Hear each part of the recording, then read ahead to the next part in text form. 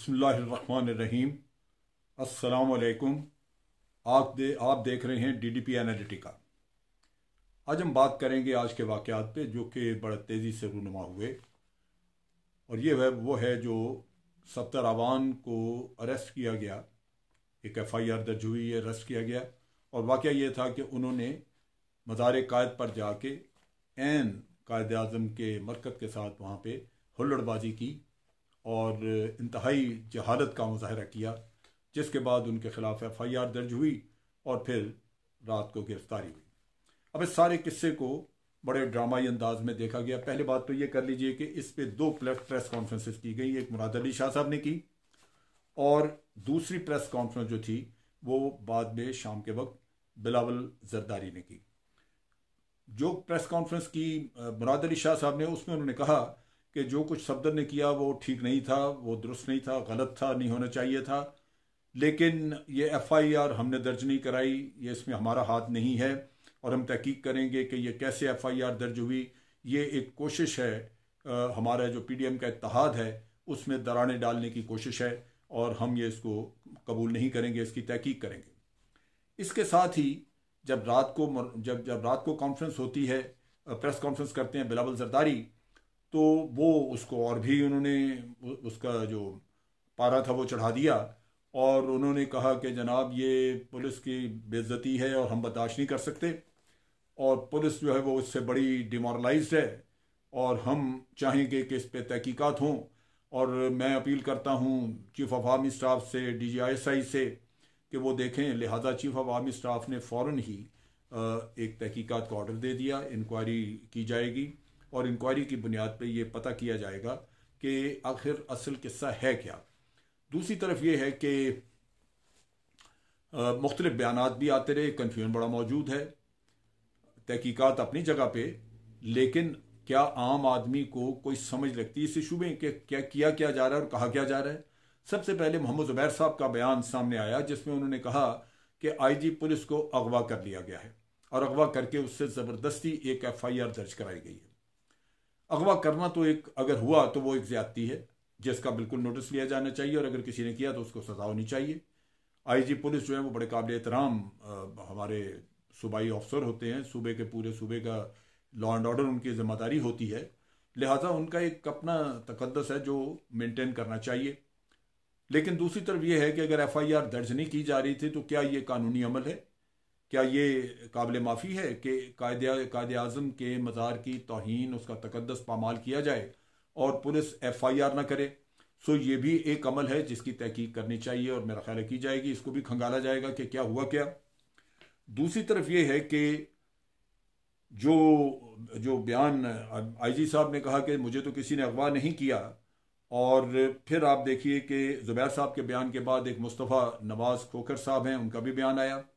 उन्होंने कहा कि जी अगवा किया गया है IG साहब को, जबकि IG साहब बयान दे रहे हैं कि मुझे कोई अगवा नहीं किया गया।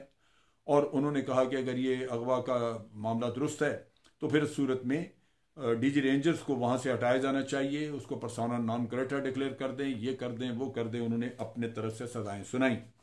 इसके बाद रात का एक प्रोग्राम था जिसमें कायरा साहब भी नमूदार हुए और कायरा साहब ने फरमाया कि इसको बहुत ज़्यादा हाई पैसे क्रिएट की जा रही है, ऐसा ना कहें, कोई ऐसी लंबी चौड़ी बात नहीं हुई, जो भी किस्सा हुआ है वो वहाँ पे तय कर लिया जाएगा। अब इसके बाद जो सूरत हाल है वो ये है कि इतने मुख्तलिफ बयानात और 2 मुख्तलिफ प्रेस कॉन्फ्रेंसेज और उसमें भी 2 मुख्तलिफ स्टांस, उनसे क्या कोई नतीजा अखज़ करे कि हुआ क्या, असल जो वाक़या है उसकी अभी तक कोई किसी को समझ नहीं है। अब लगता ये है कि मुराद अली शाह साहब ने जो बात की, उन्होंने अपने तौर पे कुछ माजरत खाना रवैया इख्तियार किया, क्योंकि हो सकता है उनको PMLN की तरफ से कुछ बैकलैश आया हो। दूसरी तरफ ये है कि जब बिलावल ने ये बात की और बिलावल जरदारी ने जब ये अपनी प्रेस कॉन्फ्रेंस की, तो उन्होंने हो सकता है ये सोचा हो कि एक तरफ तो PMLN को मुतमईन किया जाए, दूसरा क्यों ना इसमें कुछ पॉलिटिकल माइलेज भी ले ली जाए। चुनाचे उन्होंने एक ऐसी हाइप क्रिएट कर दी जिससे लगता था कि बहुत बड़ा कोई तूफान आया है। मेरे नुक्ता निगाह के मुताबिक इस सारे मामले में 2 ही पहलू हैं। एक तो ये कि कोई भी अगर ज्यादती IG साहब के साथ हुई है तो उसका, जिस शख्स ने भी किया, उसका नोटिस लेना चाहिए, उसके खिलाफ कानूनी कार्रवाई होनी चाहिए। अगर वो किसी महकमे से है, आर्मी से है, कहीं से भी, तो महकमाना कार्रवाई होगी, और अगर किसी और जगह से है तो अपनी कानूनी कार्रवाई। लेकिन ये नाकाबिले फ़हम है। आईजी साहब कोई ऐसा नहीं है कि वो सड़क पे चारपाई लगा के रात को सोए होते हैं। उनका घर है जिसके गिर्द गार्ड होती है, सिक्योरिटी गार्ड होती है पुलिस की, और वहाँ पे 24 घंटे का पहरा है। ये हो नहीं सकता कि वहाँ पे जाके कोई पर मारता रहे, इस तरह जाए। लिहाजा इसमें भी कुछ मशकूक एलिमेंट हैं जो कि चेक किए जाने चाहिए। अब बात यह है कि एक तरफ तो ये बिल्कुल मैंने कहा कि ये बड़ा सीरियस किस्सा है कि अगर किसी ने घेराव किया है या अगवा करने की कोशिश की है या किया है, तो उस लिहाज से तो ये बड़ा एक सान्या है जो कि जिसका नोटिस लेना चाहिए और सजा देनी चाहिए। लेकिन दूसरी तरफ क्या इसकी आड़ में हम भूल जाएं जो जाके उस शख्स ने जिसका नाम सफदर है, उसने कायदे आजम के मज़ार पे जाके जो हुल्लड़बाजी की है उसका कोई नोटिस ना लिया जाए? क्या ये अमल गलत था कि अगर किसी ने ये देखा, या सब ने, हमने तो सब ने देखा, वीडियोस हमें दिखाई गई कि एक शख्स जाके वहां पे ये हुल्लड़बाजी कर रहा है और उसको बर्दाश्त कर दिया जाए या उसको बिल्कुल ऐसे ही इग्नोर कर दिया जाए कि जैसे हुआ कुछ नहीं? ये तो हो नहीं सकता। बात यह है, जो समझने की बात और देखने की बात है वो ये है कि ये एक कानून की खिलाफ वर्जी, सिर्फ कानून की खिलाफ वर्जी नहीं थी, बल्कि ये एक हसास, नफ्सियाती और इंतहाई जज्बाती मसला है। कायदे आज़म हमारे मोहसिन आज भारत में जाके उन मुसलमानों से जिनके ऊपर मोदी के मजालिम हो रहे हैं, उनसे कोई जाके पूछे कि क्या उनकी आंखें, उनके दिमाग, उनकी सोच आज भी किसी कायदे आज़म को ढूंढ रही है या नहीं। उनसे कोई पूछे कि जो हमें आज ये आज़ादी मिली हुई है, ये कितना बड़ा एहसान था जो हमारा कायद कर गया। और फिर कायदे आज़म पाकिस्तान बनने के चंद माह बाद चले गए। उन्होंने पाकिस्तान से क्या लिया? इस कौम ने उनको क्या दिया? उन्होंने कोई फायदा उठाया इस मुल्क से जो आज़ाद करवाया उन्होंने? क्या इस कौम को कोई मौका मिला कि उनकी खिदमत करे? और बदले में हम क्या दे रहे हैं? सिर्फ ये इज्जत, ये एहतराम जो एक कौम के ऊपर फर्ज है, जिम्मेदारी है कि अपने मौसम का वो एहतराम करे।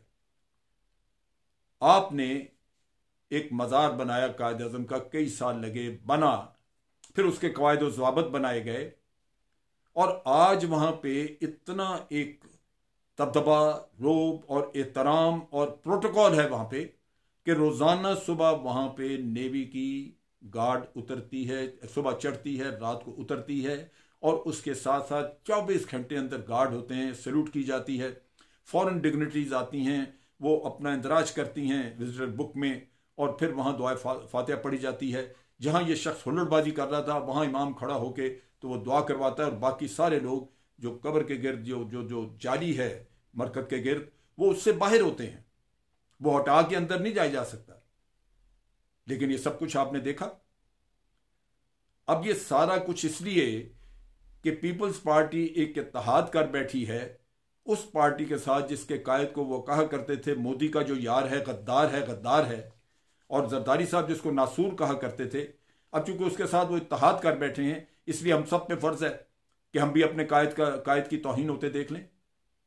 ये वो चीज़ है जो नाकाबिले माफ़ी है। क्या पीपल्स पार्टी इस बात पे कोई अपना जवाब पेश कर सकती है? या सिंध की हुकूमत, सिंध के चीफ मिनिस्टर जो है वो एक माजरत खाना रवैया रख के तो उन्होंने बात की कि जनाब हम तो इसमें शामिल नहीं। मैं समझ रहा था कि सिंध के चीफ मिनिस्टर जो है मुराद अली शाह साहब, वो अपना फख्र से सर बुलंद करेंगे और कहेंगे कि बावजूद इसके कि हमारे इत्तेहादी थे, फिर भी मैंने कानून की पासदारी की और अपने कायद का भरम रखा। वहां जिस शख्स ने बदतमीजी की हमने उसके खिलाफ FIR दर्ज कर दी। अब चीज यह है कि अंदर कोई ना कोई गड़बड़ तो है। आप देखिए कि जब जमानत हुई तो सिंध हुकूमत की तरफ से जो वकील पेश हुए वो जमानत की मुखालफत कर रहे थे। इधर कहा जा रहा है कि FIR जबरदस्ती हुई है। पहले तो ये होनी चाहिए थी, जबरदस्ती वाला तो किस्सा ही नहीं है इसमें। सिंध गवर्नमेंट का फर्ज है वहां पे कि वो कानून को लागू करे और ये होना चाहिए था। अब ये नहीं हुआ। अब दूसरी बात यह है कि जब बिलावल ये बात करते हैं कि जनाब हमारे मेहमान के साथ ये हुआ, हम तो मुंह दिखाने के काबिल नहीं रहे। भाई मुंह दिखाने के काबिल तो आप उसी दिन नहीं रहे थे या उसी वक्त नहीं रहे थे जब कायद आज़म के मज़ार की बेहुरमती हुई, उनके मज़ार का तकद्दस पामाल हुआ, मुंह दिखाने के काबिल तो अब उस वक्त नहीं रहे थे। कानून की हुक्मरानी करने से किसी का मुंह काला नहीं होता। कानून की हुक्मरानी कायम करने से आपका सर फख्र से बुलंद होता है। कानून की हुक्मरानी ये बताती है कि इस कानून के सामने सब बराबर हैं, आपका इत्तेहादी हो या कोई भी हो। मुझे किसी ने प्रोग्राम में कहा कि जनाब वो पीटीआई के लोग आए थे, उन्होंने भी ये किया। भाई वो भी आपकी कमजोरी है, पीटीआई को माफी है। अगर पीटीआई ने कोई इस तरह का काम किया तो क्यों नहीं आपने पकड़ा, वो भी आपकी कमजोरी है। उसका भी हिसाब आपको देना चाहिए कि आपने क्यों नहीं कानून लागू किया उस वक्त। सो ये कहना कि पीटीआई ने किया था, हमने कुछ नहीं किया, लिहाजा इनका भी, मैं समझता हूं कि ये नाइंसाफी है और दुरुस्त नहीं है। अब सूरत हाल ये है कि उस दिन जब यह वाक़या हुआ तो मेरी तरह के मुताबिक कराची में काफ़ी लोगों में गम गुस्सा पाया जा रहा था। कराची में एक लॉ एंड ऑर्डर का किस्सा भी बन सकता था, क्योंकि कई लोग ये कह रहे थे कि हम इस शख्स को जूते मारेंगे जाके, हम छोड़ेंगे नहीं। बास की वीडियोज आई कि मेरे सामने आ जाए, मैं उसका मुंह तोड़ूंगा। तो बात यह है कि आप सिर्फ एक आदमी के जज्बात का ख्याल रखेंगे, उसको एक जो आदमी जो लीडर नहीं है, जो हादसाती तौर पे सियासत में चलता फिरता नजर आता है, जिसकी कोई वक़्त या हैसियत नहीं है, आप उसको कायद के मज़ार पे ले जाके और बेहुरमती कराएं, या कायद आज़म की हुर्मत के ऊपर उसको फौकियत देंगे आप? ये आपकी सोच है? ये तो बड़ी फिर काबिल मजम्मत सोच है। तो ये वो सोच सारी पॉपुलेशन में नहीं है, सब लोगों में नहीं है। आप उन लोगों के बारे में क्या कहेंगे? वो भी तो आप ही के सूबे के लोग हैं जो इस चीज के ऊपर बड़े नालान थे। क्या वो आपके सूबे के रहने वाले नहीं है, या वो पाकिस्तानी नहीं है? वो अगर कानून को हाथ में ले लेते तो फिर क्या होता? तो ये चीजें आपको एड्रेस करनी चाहिए थी, ये हुआ नहीं, जो मैं समझता हूं काबिल मजम्मत है।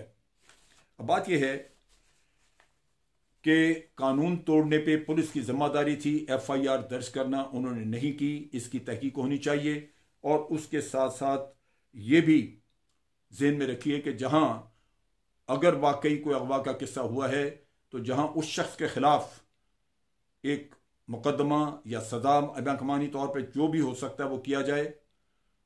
उसके साथ साथ जिसने कायद आज़म के मज़ार की हुर्मत खराब की, आज जमानत पे जरूर है, लेकिन कानून और कवायद के मुताबिक उसको भी डील किया जाए। उसको आप इस तरह नहीं छोड़ सकते कि वो चूंकि आपका इत्तेहादी है इसलिए उसे कुछ नहीं कहा जाएगा। ये कर्ज है हमारे ऊपर, हमारे कायद की तरफ से। अगर मुराद अली शाह साहब आप इसमें नाकाम रहे तो इत्तेहाद तो आपके बनते टूटते रहते हैं, लेकिन ये गंदगी का सेहरा आपके सर हमेशा रहेगा। पाकिस्तान जिंदाबाद, अफवाज पाकिस्तान जिंदाबाद।